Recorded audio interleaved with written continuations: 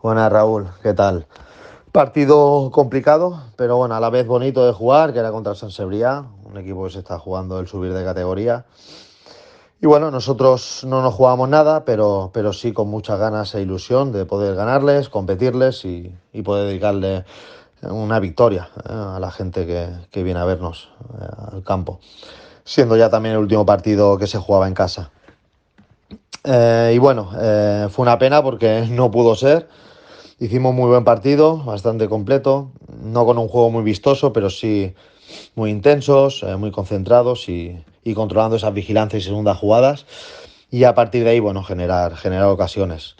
Ellos, la verdad es que haciendo poco y siendo mucho más prácticos, no generaban mucho peligro. Arriba, con mucha verticalidad, tienen mucho talento ofensivamente, buenos movimientos, buenas decisiones. Y bueno, y en una de esas llegadas que tienen se adelantan 0-1. Nosotros, como he comentado antes, con un juego también más vertical, sin complicarnos mucho, tuvimos ocasiones también para hacerles algún gol en la primera parte, pero no estuvimos acertados, la verdad.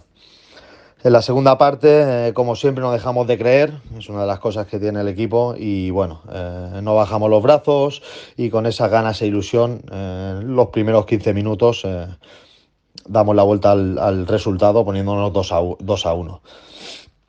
La verdad es que pintaba muy bien y se nos veía bien en todos los aspectos, pero ellos no, no están arriba de casualidad y en dos llegadas muy bien combinadas, con transiciones rápidas, acaban llevándose la victoria, 2-3.